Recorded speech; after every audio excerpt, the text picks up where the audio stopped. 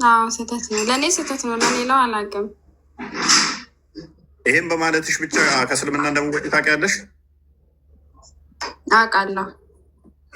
ምክንያቱም አላህ ነው ያዘዘው ተብሎ ስለሚታመን በደንብ አስተውሉ። ባይዘይ እንደ ቀልድ እንዳታዩት።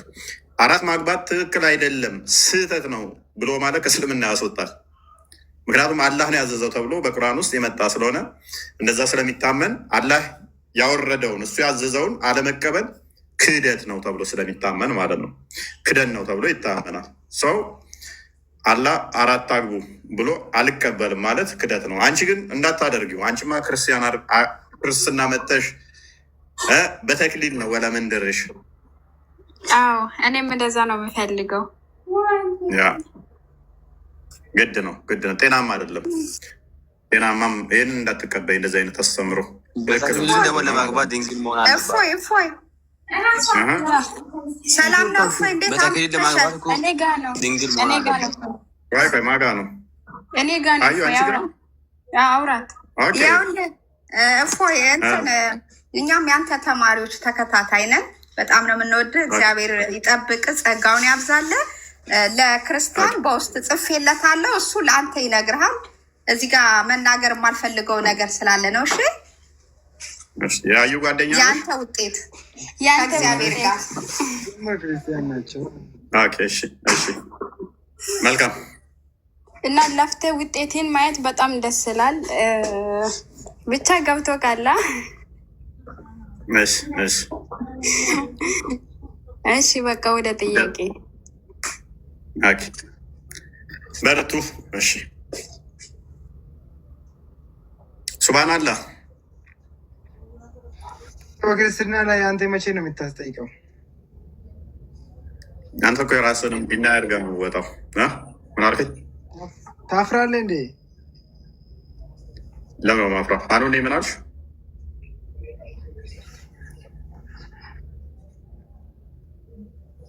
አሁን ማንኛው ነው እያወራለሁ? ሚዩት ናቸው ሁሉም፣ ማይካቸው ሚዩት ነው። መሐመድ ነህ? ማንኛው መሐመድ ነህ? መሐመድ ነህ? ሚዩት ነህ። እስቲ አሁን ማይክን አንሳ። እንደኔ የሚታየ ሚዩት ነው። ከስር ላይ ሰማቸው ይችላል። እስቲ ደግማ አንሳው። ማይክን አንሳ እስቲ አሁን። ኦኬ ኔትወርክ ይሆናል። ሚዩት ነው እንደኔ የሚታየኝ። ኦኬ ኔቨር ጊቭ አፕ አይ ቲንክ እንደዛ ነው የሚለው። ኔቨር ሚል ነው የሚታየኝ። ኔቨር ጊቭ አፕ። ሰላም እንዴት ነህ? ጓንደና መጣ። ሙስሊም ነህ? ሙስሊም ነኝ አልሐምዱሊላህ። ኦኬ ክርስቲያን ማግባት ይቻላል በእስልምና ወይንስ አይቻልም? አይቻልም። ኦኬ አይሁዶችንስ? በእስልምና ላመና ማግባት አይቻልም። ኦኬ ስለዚህ ሁሉንም ማግባት አይቻልም። ሙስሊም ብቻ ማግባት የሚቻለው እኮ። ኦኬ ሱራ 5:6 ነው ሲያን የፈሰረልን ክርስቲያን ክፈትልን። አልመይዳ የማዕድኑ ምዕራፍ 5:5 እስቲ ይህንን ክፍል ፈሰረልን። ምን በአማርኛ ተጽፎ የለም? እንደምን ችግር አለ? የመጽሐፉ ሰዎች የሚባሉት እነማን ናቸው? ማለት የመጽሐፉ ሰዎች የሚባሉት እንደ እስልምና እነማን ናቸው?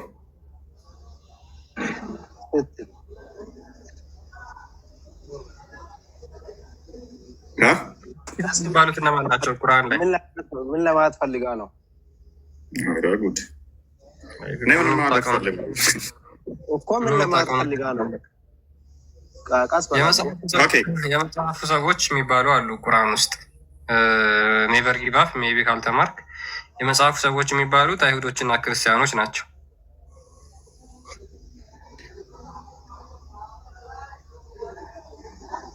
አሁን ስተረዳ አሁንስ ገባ። የመጽሐፉ ሰዎች ኦኬ ሙሐመድ የመጽሐፉ ሰዎችን ጠይቅ የተባለው የትኞቹን ነው? እስኪ ለማለት ተፈለግከውን በግልጽ አድርገዋ። ቅድም ያወራ ስለ ማግባት ነበር። አሁን ወደ መጽሐፍ ማግባት ኦኬ፣ ይህንን አንብበው። እሺ አንብበው። እሺ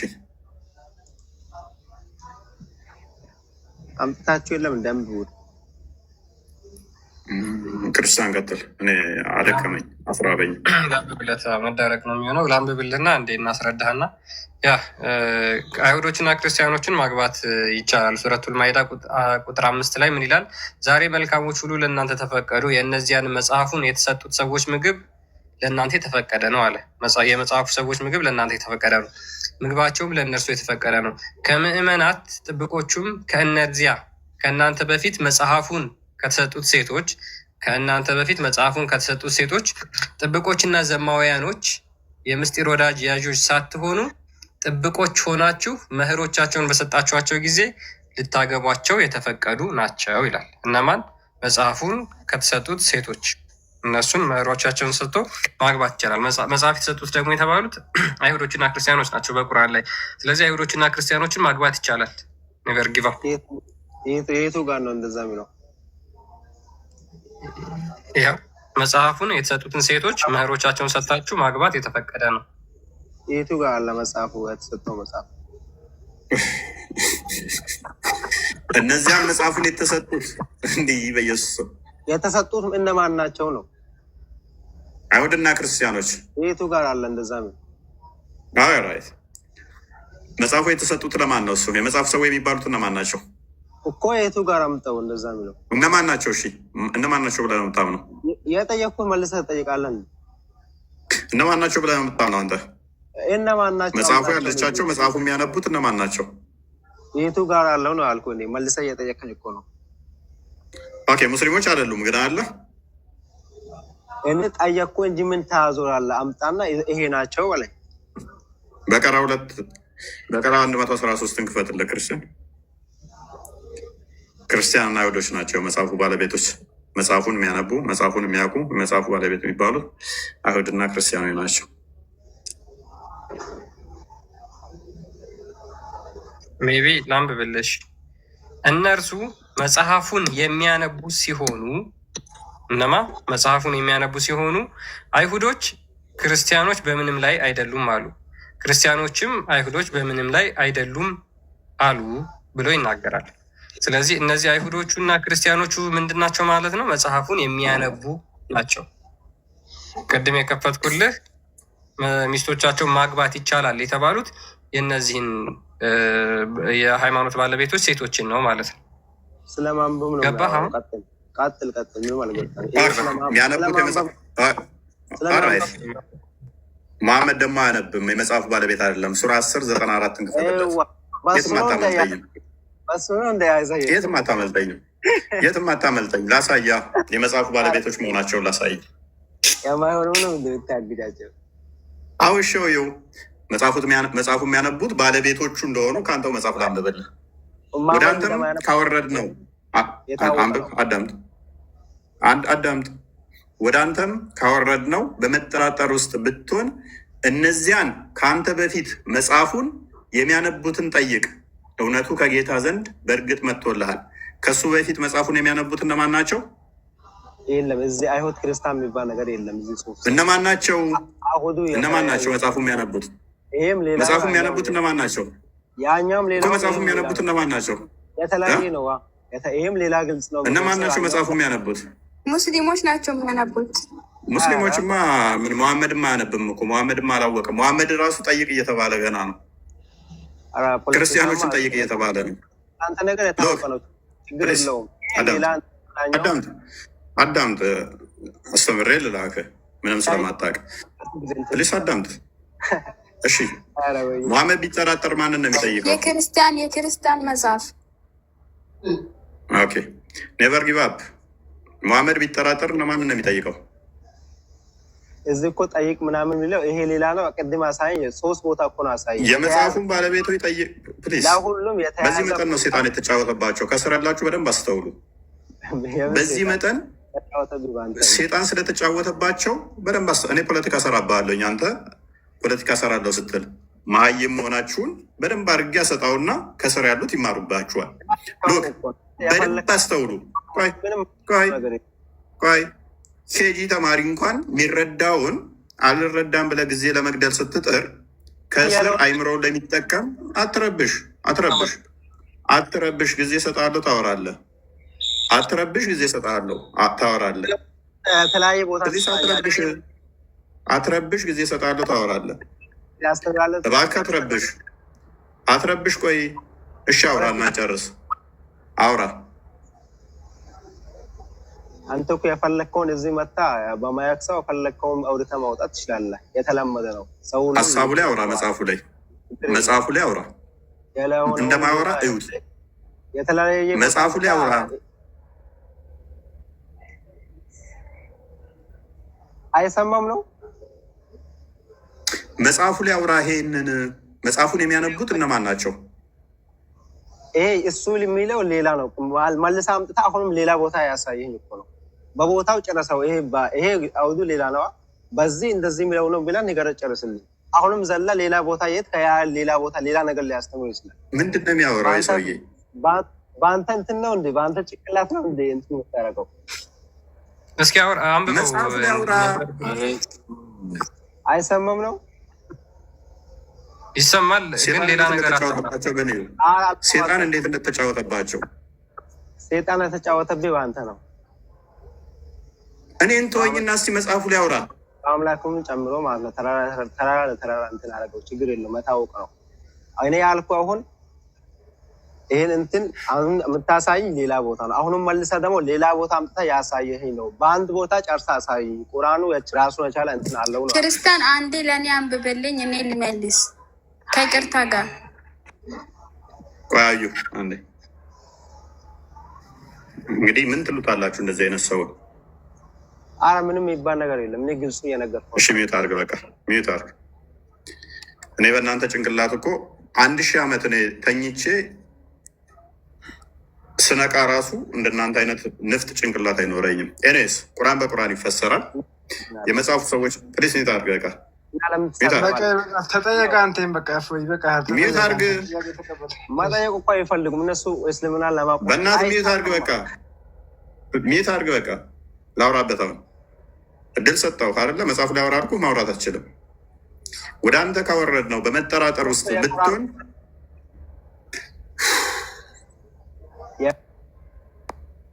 ከአንድ በኩል አምጣ ያልኩ ነው። መሀል ገብታ ሌላ ቦታ ያሳየ ነው። በእናት ነብይ የተናገረው እዛም የተበጣጠሰ ነው። ነብይ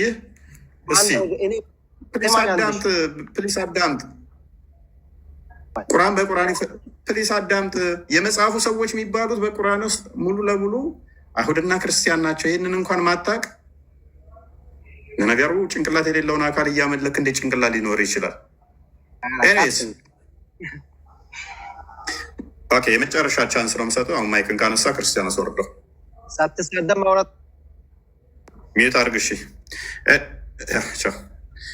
ወደ አንተም ካወረድ ነው በመጠራጠር ውስጥ ብትሆን እነዚያ ከአንተ በፊት መጽሐፉን የሚያነቡትን ጠይቅ።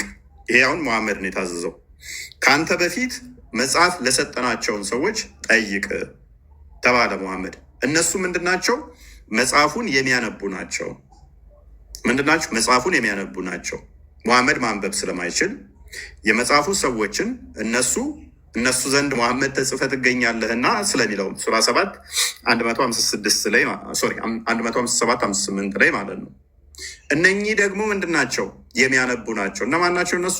በቀራ 113 ላይ እንዳሳየዋችሁ አይሁድና ክርስቲያኖች ናቸው። ሱራ 5:46 እስከ 47 ስትመለከቱ ለአይሁዶች ተውራት ተሰጣቸው፣ ለእነኛ ደግሞ የኢንጅል ባለቤቶች በኢንጅል ፍረዱ፣ የተውራት ባለቤቶች በተውራት ፍረዱ ብሎ ሁለቱን ይነጥላቸዋል ማለት ነው። እነኛ ተውራት አሉን ይላሉ፣ አይሁዶች ክርስቲያኖች ደግሞ ኢንጅል አለን ይላሉ ብሎ ያስቀምጠዋል። ይህንን እንኳን መሰረታዊ ነገር ሳታውቁ በጣም የሚያስገለው ቀጥል። ክርስቲያን ደግሞ በመሀይምነታቸው የሚኩራሩት ነገር ነው የሚገርመኝ። አለማወቅ በነገራችን ላይ ኃጢአት አይደለም፣ ግን መሀይምነትን ጌጥ አድርጋችሁ ስትመጡ ደግሞ ትንሽ ያስቸግራል። በተቻለ መጠን ሀሳብ ላይ ለማውራት ደግሞ ሞክሩ ሙስሊሞች። ያ እንግዲህ ወደ ቶፒካችን ስንመለስ ጋብቻ ላይ ነው ያለ ነው። በእስልምና ጋብቻ በነገራችን ላይ አላህ ለወንዶች እጅግ በጣም ብዙ ነገሮችን ፈቅዶላቸው ለሴቶቹ ደግሞ በተቃራኒ ሴቶች በነገራችን ላይ በምድር ላይም በሰማይም የሚጨቆኑ ፍጡሮች ናቸው። ሉክ በምድር ላይም በሰማይ ላይም ትዳርን በተመለከተ በገነት ላይም ማለት ነው በምድር ላይም የተጨቆኑ ናቸው። ትዳር ወንድና ሴት እኩል የሚቀደሱበት የሚባረኩበት ነው። ነገር ግን በእስልምና ይሄ አይደለም። ሉክ አሁን አንድ ወንድ 4 ተፈቀደለት፣ አንድ ወንድ 4 ተፈቀደለት። ተራቸው እስኪደርስ ድረስ ለምሳሌ በየሳምንቱ ቢሆን አንዷ 3 ሳምንት ሙሉ ልትጠብቅ ነው ማለት ነው ቤት። ለምሳሌ አሁን ሀዩ አንቺ ለባልሽ 4ተኛ ሚስት ብትሆኚ 3 ቢያገባብሽ ማለት ነው ባልሽ 3ቱን ሚስቶቹን አዳርሶ እስኪመጣ 4ተኛው ሳምንት አንቺ ጋር እስኪደርስ ድረስ ያ አንቺ ምን ፊል ታደርጊዋለሽ? አባትሽ ሌሎች 3 ሚስቶችን አግብቶ አንቺና እናትሽ ጋር የሚመጣው በ3ተኛው ወይም በ4ተኛው ሳምንት ቢሆን ምን ፊል ታደርጊያለሽ? አባትሽን 3 ሳምንት ሙሉ አታገኙ። ይሄ በራስሽና በእናትሽ ላይ ቢሆን ምን ይሰማሻል? ሲቀጥል ለምሳሌ ከወሊድ ጋር በተያያዘ ለምሳሌ ባልዮ መሀን ቢሆን መውለድ የማይችል ቢሆን 4 ሚስቶችን ቢያገባ በወንዱ ምክንያት 4ቱን ሴቶች መውለድ ላይችሉ ነው ማለት ነው። ልጅ ሳይኖራቸው ሊሞቱ ነው። ፖሊጋሚ የሚያመጣው ኮንሲኩዌንስ ብቻ ተመልከቱ።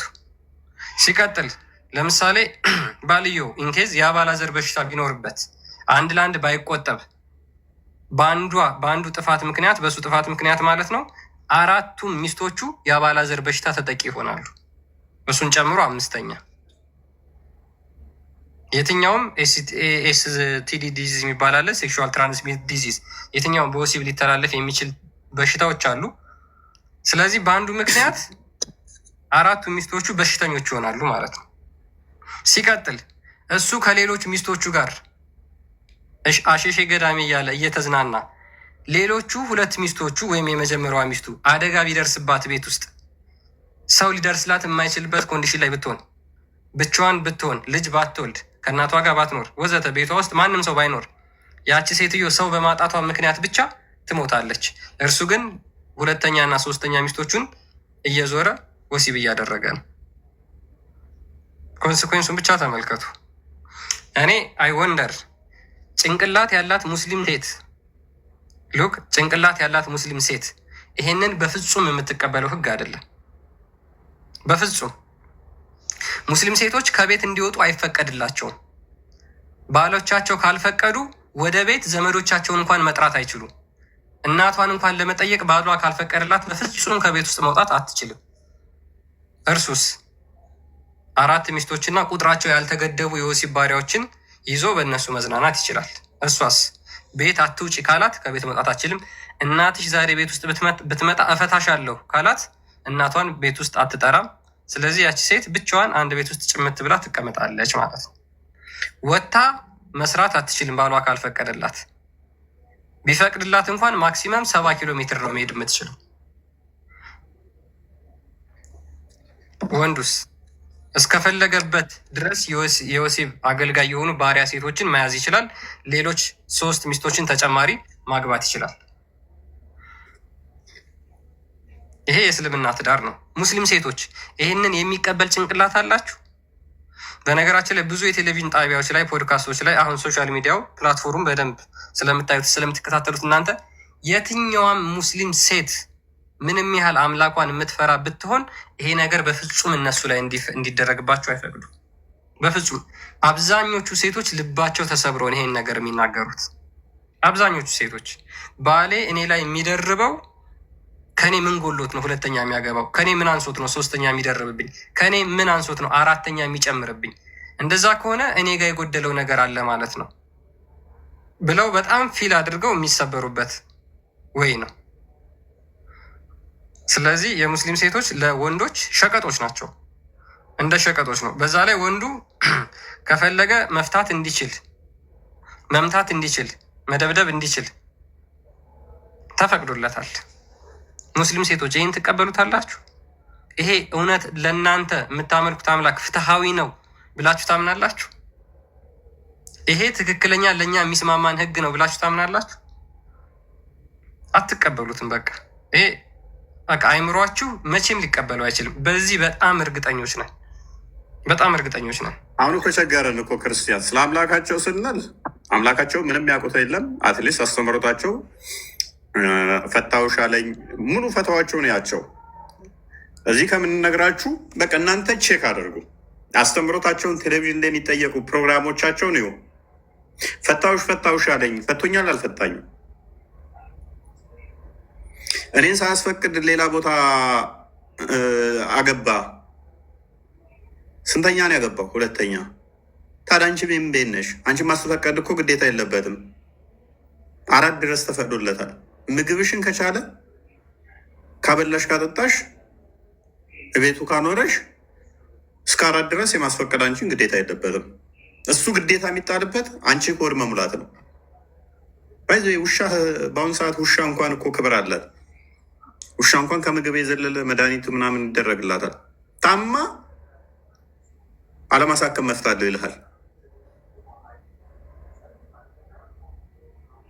እኔ በጣም አንዳንዴ አይሰለጥኑም እንደ ሰዎች ቢያንስ እንደው የሆነ እንትን አይሉ። በቴሌቪዥን ላይ አይ ቲንክ እንትና ሰርታበታለች ቪዲዮ ምን ላይ አይ ቲንክ ቤላ ሰርታበታለች። ጉብ ብለው አዎ ከታመች ባሏ ካልፈለገ አለማሳከም ይችላል ምናምን እያሉ ቴሌቪዥን ላይ ያወራሉ። አስበዋል። ሚስት በቃይታ የሞት ጣር ላይ ሆና ባላሳክምሽ ግዴታ የለብኝም ብሎ ጥሏት ሲሄድ ያ ግዴታ የለበትም ይላል። አስተምሮቱ ነው ነው እንደ እንትን ነገር እንደ አሪፍ ነገር ደግሞ ያው ማሳከም ግዴታ የለበትም። ከፈለገ ያሳክማል፣ ካልፈለገ ግን አለማሳከም ይችላል። ሚስቱን እኮ ነው። ስለዚህ አንደኛይቱ እዚህ ትማቅ 3ቱ ጋር ሄደ አሸሸም ገዳሜ ብትሞትም ሌላ ያገባል 4ተኛ እሷ ስትሞት። እንዲህ ኦፕን አድርገህ ሰዎቹ ጤናማ ስለሆኑ ከአላህና ከነቢዩ ይልቅ ይህንን አያደርጉትም። አሁን ላይ ብዛቶቹ አንደኛ በኢትዮጵያዊ ካልቸር ነው ያደጉት። ክርስትናው ዶሚኔት አድርጎ ስለመጣ አይደለም ታማ ለማሳከም ይሄ ብዙ ፖሊጋሚ ራሱ ብዙ እንትን አይሉትም። ምክንያቱም ከጎረቤትህ ነው የምትማረው። አንድም ጎረቤትህ ክርስቲያኑ እንደዛ ማድረግ ከሆነ አንተም እንደዛ የማድረግ እንትን አነስተኛ ነው፣ ዝቅተኛ ነው። ይሄ ጤናማ አይደለም ወገኖች፣ ይሄ ጤናማ አይደለም። ይሄ ጤናማ አይደለም። እንደ ሰው እኮ ስለማይቆጥራት እኮ ነው። እንደኛ ሴትም ወንድም እኩል ነው ብለው ስለማያምኑ እኮ ነው። አላህ አንዱን በአንዱ ላይ ያስበልጧል። ሴት የበታች ነች ብለው ስለሚያምኑ፣ ተበላልጠናል ብለው ስለሚያምኑ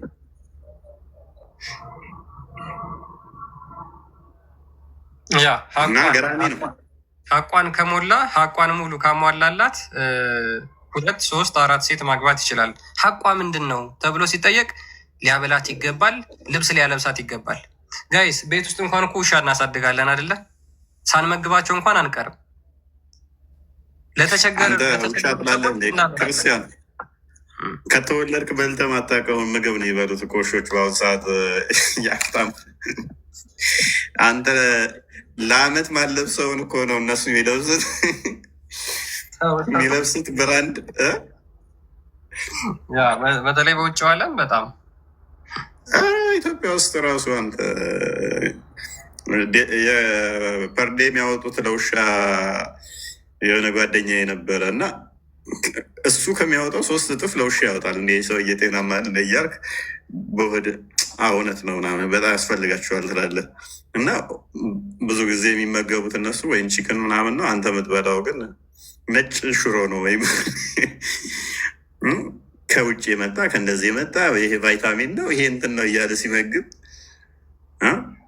ፐርዴ የሚወጣው አንተ ለወር ልታብቃቃው ትችላለህ። አንዳንዴ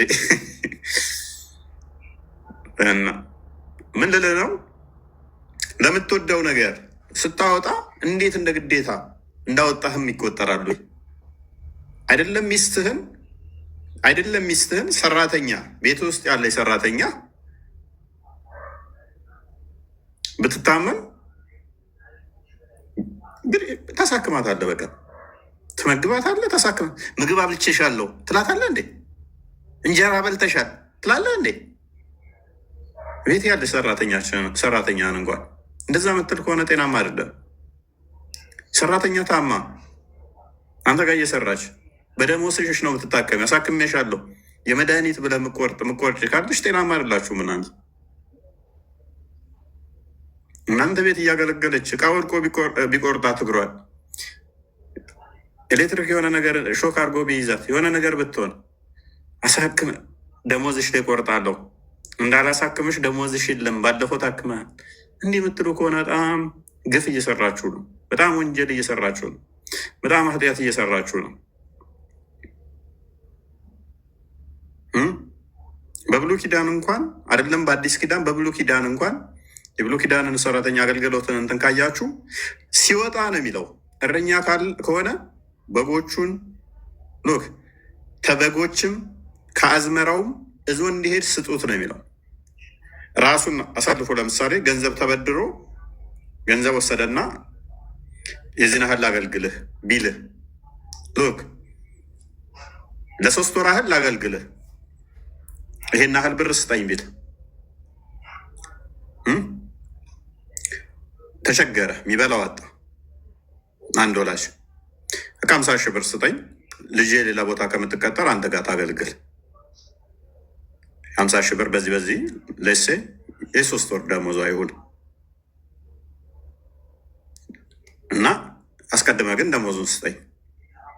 ቀጠርካት ወይም ቀጠርከው፣ አገለገለችህ ወይንም አገለገለ።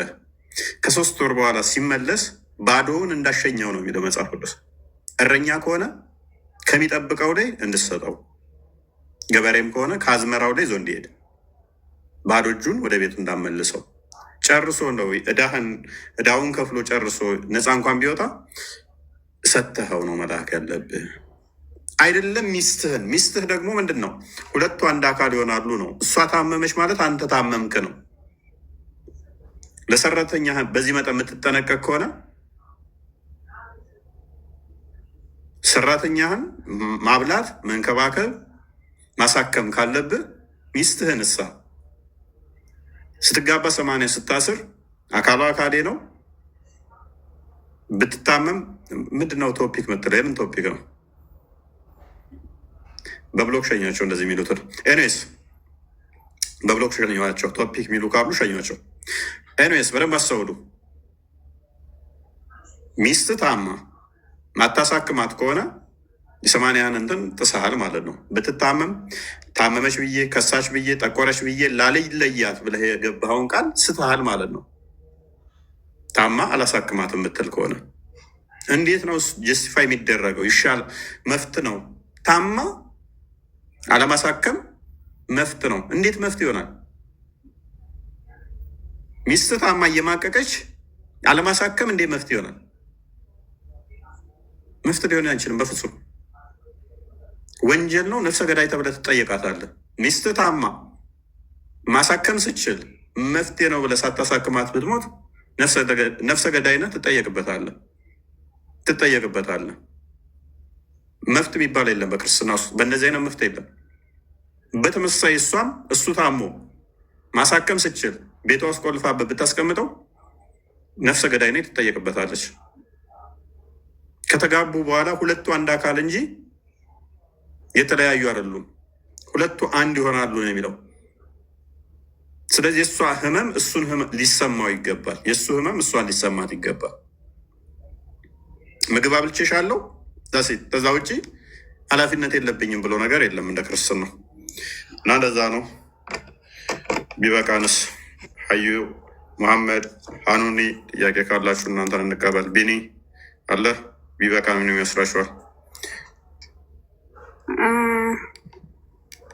24 ሰዓት ብታስተምረን ደስ ይላል። ያው ይደክመሃል እያረፍክ።